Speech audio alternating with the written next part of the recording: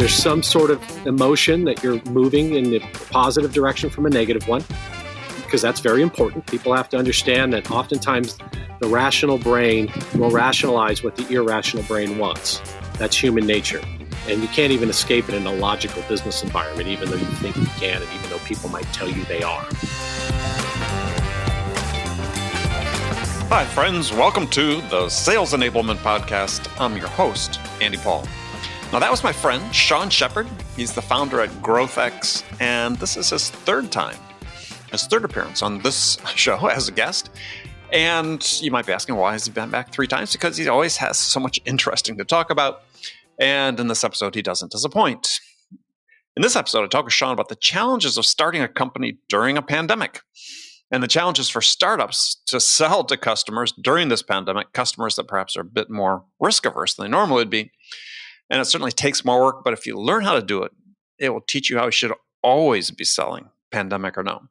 We also dive into Sean's vision for a professional sales college. That's right, sales college. 4-year institution, fully accredited, for-profit, post-secondary school for professional sales education. Now, that's a big dream and one I support. And as you'll hear, it's perhaps a dream whose time has come. So stick around. This is another very interesting conversation with Sean. Before we get to him, I want to remind you to subscribe to this podcast wherever you listen to it. And if you subscribe, we'd certainly appreciate it if you could also give us your feedback about how we're doing in the form of a review. So thank you very much. All right, let's jump into it. Sean Sheppard, welcome back to the show.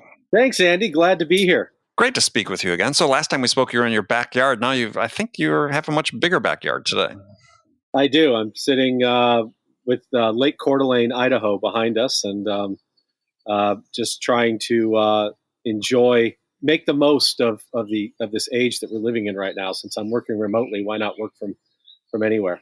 Yeah. So interesting. You were saying earlier before we started recording this, you actually have dropped off a daughter at college. So college, the students are going to go back.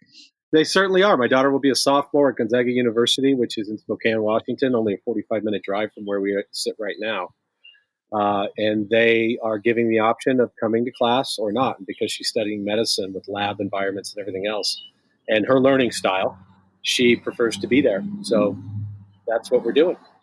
Well, interesting. So, I noticed my wife teaches a medical school, and all their lectures, for at least for the last 10 years, they've always recorded all of those anyway. So the students have them to go listen to as a study aid.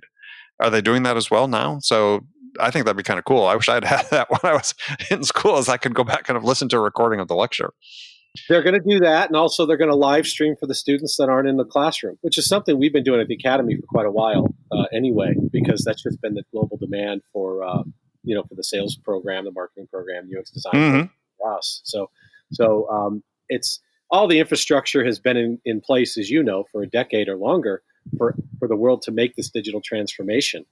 They just haven't prioritized it until now, because now, frankly, they're forced to. And you know how change is. People either change because they want to or they have to. And right now, everybody has. They have to, yeah. Well, so question is, in your mind, so, you look from the perspective, you support a lot of startups. Is it harder now for startups? For some, it is. And for others, it is not. Across our portfolio, companies that are well positioned and are delivering services that are contactless anyway are exploding. I've got companies that are they can't keep up. And then I've got others that are struggling very much for customers and capital. And so I spend a lot of time with both, frankly, working on company building and scaling on the resilient companies, as we're calling them, and then on the that aren't as resilient. And that's not a knock on the company or the people. That's just the nature of the business they've chosen to be in the markets they serve. Spend a lot of time with the latter on how they can generate revenue now to stay on the field. Well, are you seeing that a lot of them are having to pivot as a result of this? I mean, Ring DNA had done some research with this recently with some customers and just people in the sales industry in general, and survey we had done, about 2/3 of companies saying Yeah, we're pivoting. We're having to pivot. Yeah, very much so. And I would say broadly, the easiest way to answer that is, and this is a piece of advice I give to everybody who's struggling, is you need to pivot at least in the near term towards contactless services. And by that, I mean, my theme to them is leverage the relationships that you have to find problems that you can solve really well right now, regardless of what you've been doing. Right. And get your focus there. Orient yourself around that problem and the personas of the individuals who have that problem. And then focus on a plan, what I call a market milestone, that says, over the next period of time, I need this many customers under this kind of circumstance and scope to stay alive, frankly, to survive this period. And then run very high touch. When I say high touch, I mean high touch as in live, live campaigns. Virtual touches, yes. Yeah, I don't mean slobbering all over people. But I mean coming up with campaigns that aren't your traditional asynchronous scalable campaigns, and do very synchronous live campaigning to uncover problems that you can solve for in the fashion that I laid out. Yeah, I think for me, as I advise people, is the priority is, I call it speed to value. Are the problems that still retain urgency? Maybe they're a smaller part of a bigger initiative someone was contemplating prior to the retrenchment we've had. But can you get them to a point quickly where they can show an ROI on that investment? Yes. So I call it speed to value. So if they get speed to value, speed to outcome, whatever that I think are the type of solutions you should be looking for, or opportunities you should be looking for today.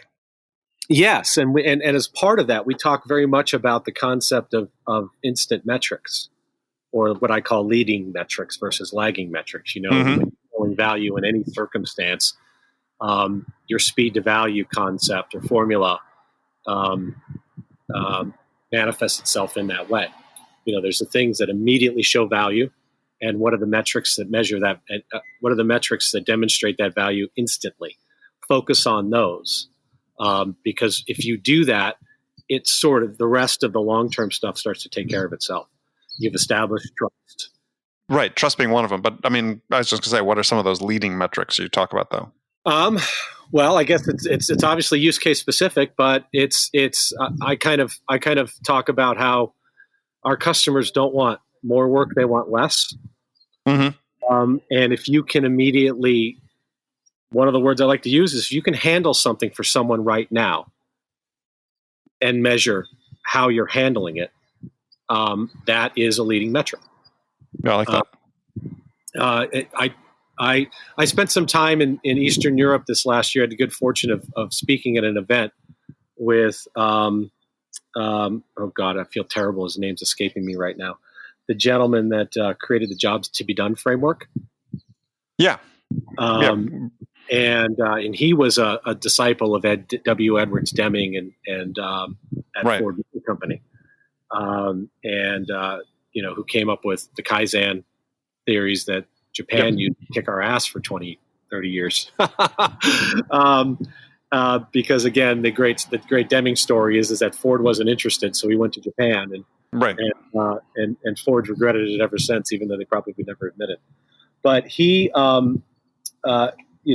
inspired me to really think much more about the concept of a sale is simply asking to be hired to do a job. Yeah. What is that job? Think of it like a job description. And put yourself in the position of what are the roles and responsibilities, and how do you measure those things, and how do you demonstrate that you can do the job for someone? Well, I was going to say along that same line is, I think that Gartner's integrated that. Were you talking about Clayton Christensen? No, not Clayton. But even though he used that, but I mean, it's yes, he used the framework. Right. Absolutely. Because I just, on the show, and that's going to be coming out by the time people hear this interview, but this episode come out with Whitney Johnson, who studied and worked with Clayton Christensen and has taken his principles of the S-curve innovation disruption and applied it to personal development. And but this whole idea of jobs to be done is, she and I are talking about this, is the customers are, one of the jobs is they hire you to help them make a decision. That's exactly right. And so if you can focus let's say your frame of mind as you enter that conversation with someone, it's really about defining the roles and responsibilities of a job and how to measure it, and then demonstrating that you can do that job. There's another person that, and now I'm forgetting his name too, Theo Epstein. Yeah. Theo Epstein. And I don't know if baseball fans would know Theo Epstein, right? He was the general manager that killed the curse for the Boston Red Sox, and then killed the curse for the Chicago Cubs. I don't know if there's a more successful human than that guy over the last decade. If you think about the situations that he turned around, and he's young, and he got to where he got to very quickly. And someone once asked him, how did you climb the ladder so fast? He said, I found someone who was very important, and I found what they hated to do, and I offered to do it for them. And that's been his model. I love it. I love it too. And I think that, as a sales professional, that's what we should be doing. Find someone in a position of real power and influence, understand who they are and what they do, and find out the things they hate to do the most, and then figure out a way to do those for them. And I think right now in this environment that we're in, I don't think there's ever been a more important time to use that approach. Yeah, because first of all, work has expanded to fill the time. Everything's just, people are working harder, not necessarily being more productive, but working more, let's say. If you can offload something, just give people some brain space, if nothing else. That has value. You're right. You and I were talking about that offline just before we started. I said to you, I've never been busier, and you quipped, but is it productive busy, right? And it's a great point. There are many of us out there that aren't used to working in this kind of environment, so we haven't learned how to manage ourselves through it in a way to create more productive work. There are others that have and already are familiar with this approach, have that self-management and discipline, who are getting more out of the same amount of time. And it's it's an interesting time. If you already are well positioned, like I said, the resilient companies are for this environment, you're going to do well. Because I don't view COVID as like I viewed the 08-09 crisis, or the dot-com crisis, or the 87 crash. And you and I are old enough to remember and be a part of all of those moments. Really? Yes, believe it or not. Yes, I am absolutely old enough. But this one feels a lot more like 9/11 in that it's going to change behavior for the long run. Yes. How we work, the way we work, what we do. What is the boomerang and the rebound going to look like? None of us know. But thank goodness, as I said, the technology and the digital infrastructure has been in place for a decade or longer for this to be enabled.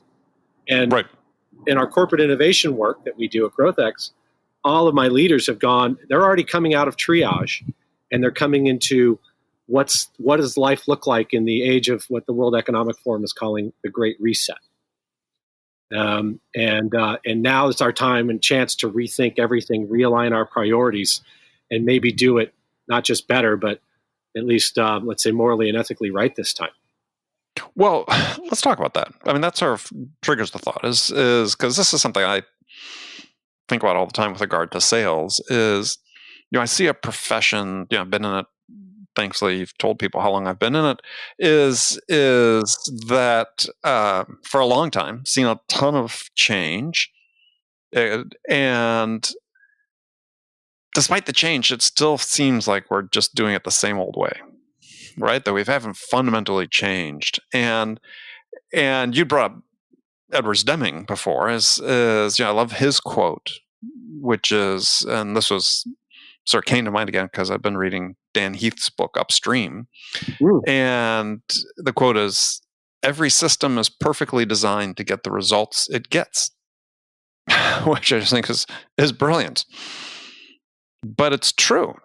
And so, we've got in so many facets of sales these days, we got these low win rates. We've got, high rates of no decisions. Everybody wants shorter sales cycles, and we want people to be better at coaching. And go down this whole list of complaints or desires among sales leaders and salespeople. And it's like, it hasn't changed in decades fundamentally. And the reason it's changing is because we've got the system that no one's ready to say, let's just really radically rethink how we're doing this. Yeah, I think you're right. I mean, I don't think people have the let's just say, whether it's the mindfulness, the awareness, or the wherewithal in the moment, especially in moments of perceived crises, that to be as introspective as necessary to try and intentionally make those changes. I think people like you, for example, I call you a learn-it-all, right? You're not a know-it-all, you're a learn-it-all. I mean, you read voracious, you interview people that you learn from, and then you try and create value for the world. And because you're constantly reading and learning and leading in that way, it's very natural for you to incorporate those changes as you go along. And that's a classic, in my mind, growth mindset mentality. Most people are not like that. And I think now's a wonderful opportunity for everybody to take a step back and think about whether or not they want to be a know-it-all or a learn-it-all, and whether or not they want to focus on developing themselves as a person to adapt to the changing needs of the marketplace. And that's why I talk a lot about what skills are most necessary for every individual, sales or otherwise, to be successful in commerce in the innovation economy. Now going, and those are reset. Well, the first one is mindset. So it's having a growth mindset that says, I don't know what I don't know, and what I don't know is more important than what I do, and that I'm here to learn, and I put my spirit in front of my ego, and I focus on trying to develop myself and be open to feedback. I take the word rejection out of my vocabulary entirely, and I replace it with feedback, and I say feedback is a gift. I take the word worry out of my vocabulary and I replace it with thought, or as an action verb, thinking critically about every situation. I incorporate the notions of key insights and takeaways, and try to take three things from every interaction and experience, and incorporate those into my life and into my work, knowing that I can master anything with the deliberate intent and practice associated with it. The second is emotional intelligence, right? EI in the age of AI. We all know the bots are coming. We all know that anything that can be automated will be automated. And if your job is very much rooted in repetitive tasks, it's at risk if it already hasn't been replaced. Right. But that doesn't mean that there's not a place for you in this world. What's going to separate you from the robots? It's your ability to collaborate and be creative and think critically and solve problems in a dynamic way with other humans, and to understand who they are and what they're going through, and to really empathize with that. Creativity and empathy. Absolutely. Yeah. And then after that, the other three are business acumen, market acumen, and communications.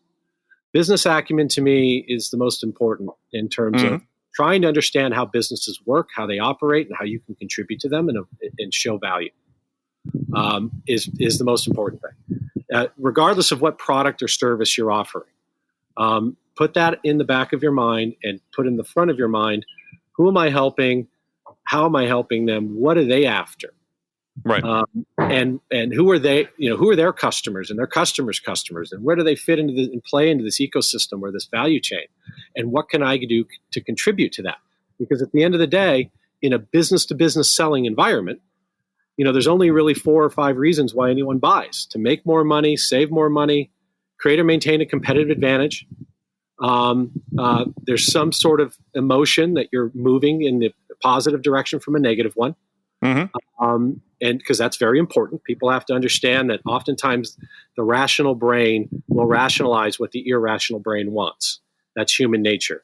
And you can't even escape it in a logical business environment, even though you think you can, and even though people might tell you they are. And then the fifth is staying out of prison. Which is always a good idea. Yeah, liability, right? Risk, Yeah. managing risk, and to understand what risk is and how people manage it and how it drives their behavior. And so that's business acumen. And then before you go on those and this is a big topic for me is how do we get people, sellers? How do we get sellers to develop business acumen? I mean, right now it's sort of done as an experiential thing, right? You put yourself in enough situations, you get something, if you're open-minded, something's going to rub off on you, you're going to learn. But it seems like we'd be much more deliberate about it because the research is pretty clear that, C-level people on the buyer side, Gartner did a study a few years ago, was like, over 80% of them said no value in my interactions with salespeople. But the primary reason is the salespeople have no idea about the company and what they're doing, how their business works, and all the points that you elaborated on. So exactly. Yeah. How do we be more intentional about helping sellers learn this? Because, I remember when I first started, I had taken accounting classes. My first job was selling accounting systems to small and mid-sized businesses. Yeah. I might have known accounting. I had no idea how business operated. Right. So, couple of things. You can't just do this in theory. You have to do it in practice. And you're right, experiential learning, direct experience, in fact, is the number one principle of accelerated learning. Nothing replaces direct experience as a way to quickly learn. So once you have a direct experience, if you're following that path, right. then I employ the Feynman technique of accelerated learning, which is I need to get to a point to where I can teach somebody else what I've learned as quickly and effectively as possible. Mm-hmm. So I have to follow that path by taking in what I think I've learned, trying to present it back to others, and then filling in the gaps until I've covered them all and I have a deep understanding. And then from the deep understanding come the insights, which is the creativity and the problem solving. So that's part of growth mindset thinking. Is there's these building blocks to mastery. First is knowledge. What do I need to know? Then there's competency. What do I need to be able to do? And then there's proficiency. Can I do it well with some measure of efficiency attached to it? And then ultimately mastery. Am I considered a subject matter expert? Because I will tell you this, in today's marketplace, everybody wants to talk to a subject matter expert. And if you can put yourself in a position of subject matter expertise, you can get there, which is very much tied to my next thing, market acumen. But what's a cool tool people can use right now to start gaining business acumen? The Lean Business Model Canvas from Alexander Osterwalder. And he just adapted Steve Blank's principles of the 4 steps of the epiphany of customer development and customer discovery to essentially a visual representation that starts with how you think about things. Right. The first thing you do there's 8 blocks on the business model canvas. The very first one is for ... So who are you serving? Right? That's the first question you have to answer. For this person or this company with this kind of problem. That's the first box.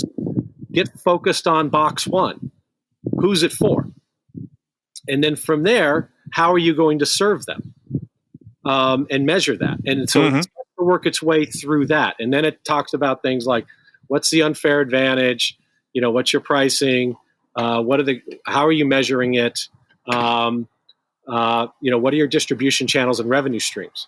And now you think about that from the perspective of your customer first, and then your business model as a seller as well.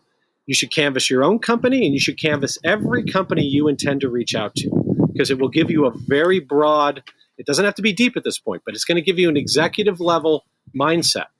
Yes. Because ultimately, if you want to be successful in what we do, you're going to have to develop relationships with executives, because in the innovation economy, relationships are the only thing that's defensible. Most things are easily copied these days, and there's many competitors in every market. And so owning a relationship is what it's all about. And you can't own a relationship with an executive until you can speak to them in language they understand, and start to build trust so that you can lead them as opposed to follow them. Well, I think that your point too is that you start at a certain level, and this is where I think the Canva, they used to have a great iPad app for this. I think they discontinued it, unfortunately, for the business model Canvas. Mm-hmm. And I used it in business planning. I thought it was fantastic. It is, because it's not about business plans, right? It's about business models. Exactly.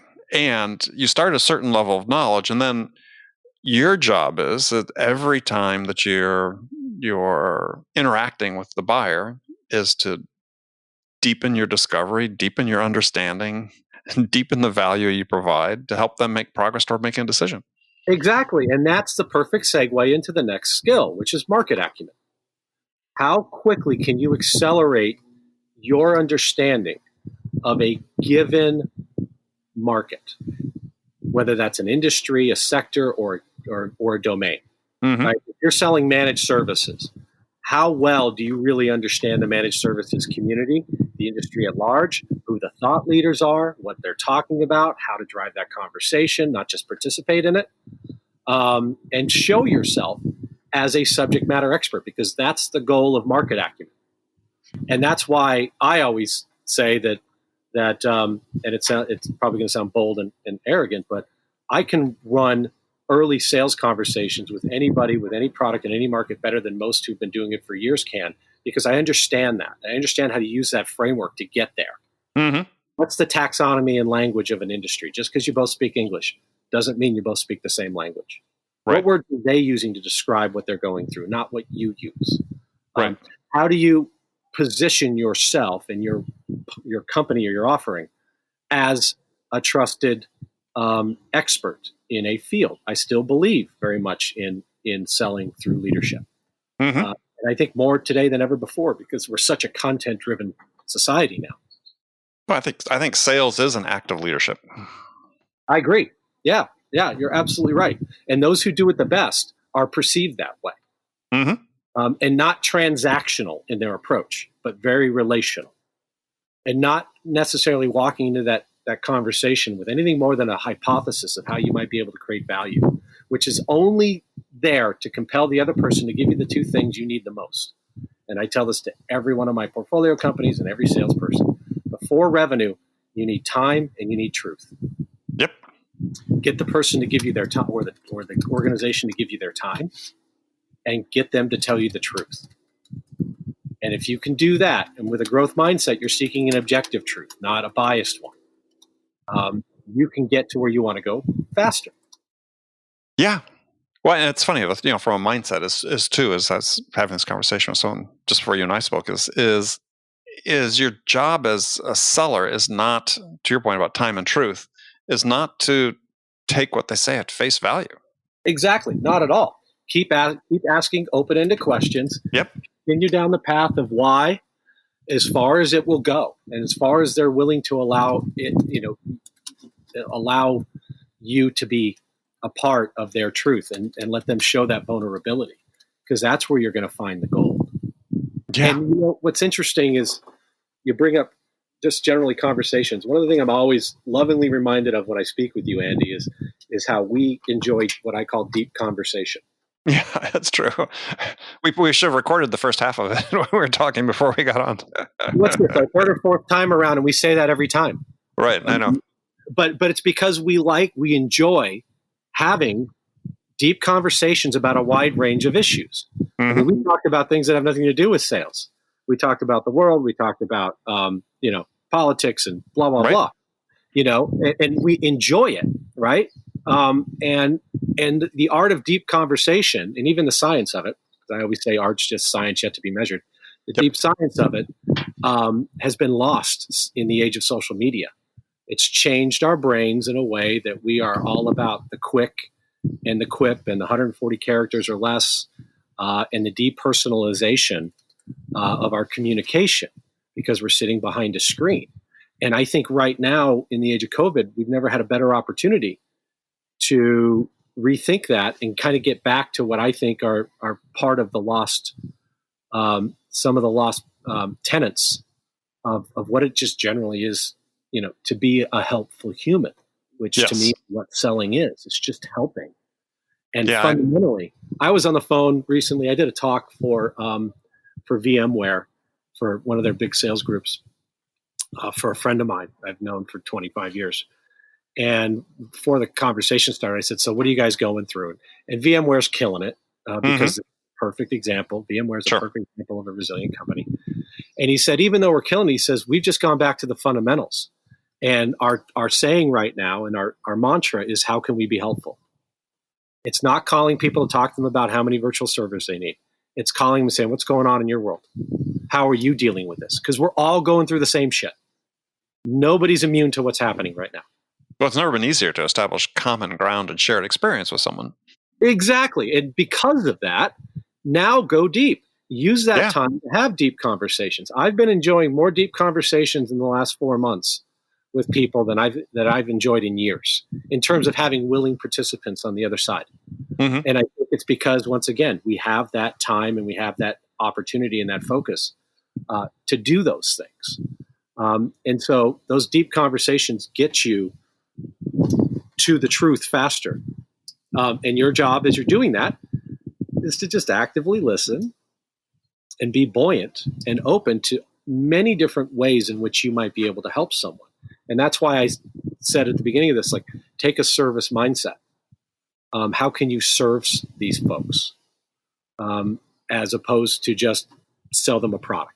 And there's two things there that I think are really interesting. Well, lots of interesting, but two things that amplify maybe. One is Jeffrey Colvin in his book Humans Are Underrated, talking about the future in an AI world for people, and you sort of touched on that. He said, the ones who are going to succeed are the people who learn how to become more intensely human. Yeah. And so we don't want to run away from being human. We want to amplify our humanity. And, I think naturally people want to be helpful. But we've been trained, right? And we train people that that's not necessarily the best path because we want them to be more transactional. Very much so. In fact, I talk about it a lot when I do my workshops for my Startup Accelerator and our Market Acceleration program. When people ask me, does this framework for finding product market fit work for me because I'm B2C, or does it work for me because I'm selling a service, or does it work for me because I'm selling software, or does it work for me because I'm selling consumer packaged goods?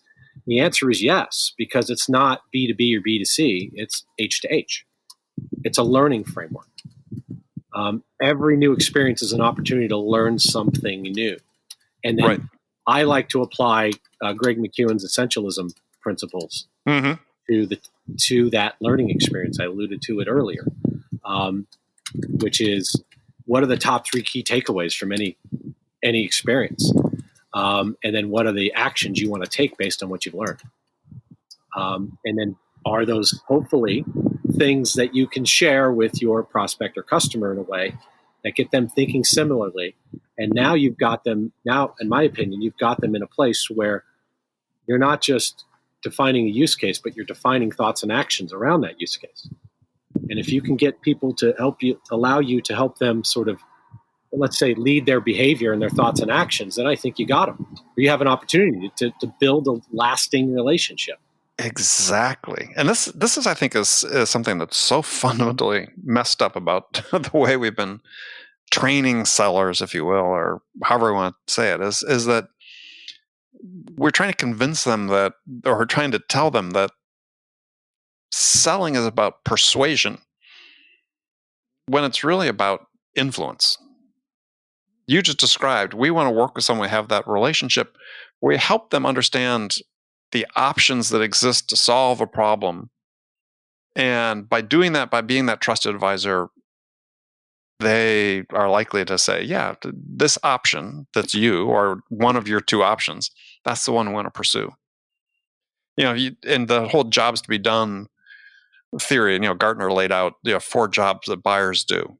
Identify problem, define solution, finalize the requirements or build the requirements, choose a vendor. And in the sales world, we train people that last one. Yes. How to compete on choosing the vendor. And they're missing the whole first part of it. Yeah, that's just like Rackham's spin framework, and Dr. Neil Rackham talking about the 4 steps of the buying process: recognizing a need, evaluating your options, resolving your concerns, and then making a decision. And we're all focused on very much the evaluation of options phase in that framework. Yeah, and as Paul Nutt, who is a professor at Ohio State, the Heath brothers talked about in one of their books about how people make decisions, which is we formulate options, and then we choose from among the options that we want to pursue further. And unless you're participating in helping the buyer define what their options are, and you're just focused on competing on your features and your price and delivery, then of course you're going to miss out. Yeah, and Rackham's data shows the same thing. We spend most of our time on evaluation of options when we need to be spending it on needs recognition. And if we spend it on needs recognition, evaluation of options happen and resolution of concerns happen much faster. Well, and what Nutt found in his research is that in a corporate level is that most companies are at most evaluate 2 options before making decisions. So you're thinking it's like, if you're doing a good job on the front end, and especially if you position yourself properly, both those options could be you. At a minimum, one of them will be you. And Absolutely. so, if you're ever a salesperson, you're going into an account and you're saying, "Wow, it looks like my competitor really dictated their requirements document." Of course they did. They were in there 6 months before, working with them to help them formulate those options. Absolutely. I mean, I experience that on a regular basis with our corporate and civic innovation clients. They're figuring out ways to bring us in. They're not looking at other providers. Mm-hmm. They, on a regular basis, are reaching out to us and saying, "Here's some problem sets that we're looking at. Can you help us with these?" As opposed to sending out RFPs, because we've delivered for them, we've built those relationships, and we're driving their thoughts and actions. Yeah, and we're leading. And so you just need to get the opportunity to do those things. And I see so many salespeople and organizations be very shallow in that way. They're focused so much on getting one deal done. Then they walk away because they're incented to walk away and go get the next deal. Right. Then they leave it to a customer success organization, bless their hearts, who probably weren't involved in the process to begin with. They weren't the ones doing the selling, and don't own the relationship. And now they're expected to build it from scratch, essentially. And try and create that environment. And it's clunky at best. Yeah. Okay, I got a question for you, because I hadn't noticed this before. As I was, trolling through your LinkedIn profile, and at one point, and we've known each other for a number of years now, but I'd never seen this, as you were going to start the Professional Sales College. Yes, I built the curriculum, ironically enough, that's been used in the academy and variations of it 15 years ago. So this was, you said it was going to be the first fully accredited for-profit post-secondary school for professional sales education. Yes, I wanted to build a university that was dedicated specifically to professional selling, and I was going to launch it in September of 2008. Great timing. The timing couldn't have been better. So all of the student loan for private college, all the student loan programs for private colleges that weren't already accredited dried up. So I had to shelve it. But that's still something that I want to be able to do or be a part of. And the Academy is manifesting it in its own special way with a very specific niche, helping people transition into working in sales and technology in the Valley and other parts of the world. But I still believe that needs to be a thing. Absolutely. I mean, professional selling needs to be elevated to its rightful place in society. And if it was, and it was treated that way, and children were taught that stuff at a very young age, that it was okay. This isn't, retails and used cars. Mm-hmm. That it's an amazing profession. And there's data out there. I can't cite it all, the sources off the top of my head. I've got them out there, but professional salespeople make one of the highest average earned incomes over a lifetime. They have one of the highest qualities of life as polled by against other industries, and one of the lower divorce rates. Just to name a few, anecdotally. It's a wonderful profession. Yeah. And when you talk to the true business leaders who get it, they will tell you that there's no one more valuable in their organization than their best sales professionals. And we don't teach it. And it's maddening. Well, there are a growing number of undergrad sales degrees available. There are, I mean, but there are 6,000 higher education institutions in North America alone, and maybe 100 or 2 that even offer programming. Right. Yeah, if that, and right. I was doing this with the University Sales Alliance 15 years ago. There were only a dozen. And now it's getting better. University of Texas, Dallas is doing some good stuff. Yeah, Howard Dover, right? Yeah. University of Houston's doing some good things. Kennesaw State's had a good program for a long time. Northern Illinois University. Yeah, exactly. Yeah. But even those, bless their hearts, are still doing some very kind of old economy teaching. I think University of Arizona's Eller School's got a good program. I've had quite a few interns come up through that. I speak there every quarter. I'm doing a lot with MBA programs, ironically.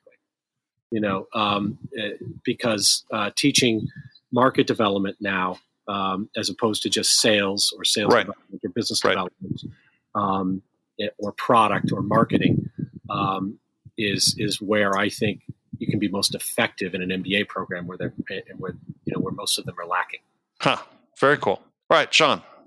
Unfortunately, we're running out of time, but we'll do it again shortly. It blew me away when I looked and said it was almost 10 months ago the last time we talked. Can you believe that? No. But that's the great thing about having deep conversations, right? It feels like we just talked yesterday. We picked up right where we left. Yeah. Well, I said we won't wait so long the next time. But what do you want people to know about you, to contact with you? Is it GrowthX or your other work? Sure. I mean, of course, they can Google and pick up a lot of my content, but gxacademy.com is for the sales and business development program, at GrowthX Academy, growthx.com to see the work we do on go-to-markets and partner ecosystem stuff for corporations and governments. They can follow me or connect with me on LinkedIn. They can follow me on Twitter. I'm out there. I'm happy to be helpful to anybody who intentionally wants to be better at the work that we love so much. All right. Perfect. Sean, we'll talk to you shortly. Thank you. Thanks a lot, Andy. Okay, friends, that's it for this episode. First of all, I want to thank you for taking the time to listen. I'm so grateful for your support of the show. And I want to thank Sean Sheppard for sharing his insights with us today. If you enjoyed this episode, please subscribe to this podcast, Sales Enablement with Andy Paul, on iTunes, Spotify, or wherever you listen to podcasts. And if you could also leave us a rating or a review, let us know how we're doing, well, we'd appreciate that. You can do all that on your phone in less than a minute as soon as this episode is over. So thank you for your help. And thank you so much for investing your time with me today. Until next time, I'm your host, Andy Paul. Good selling, everyone.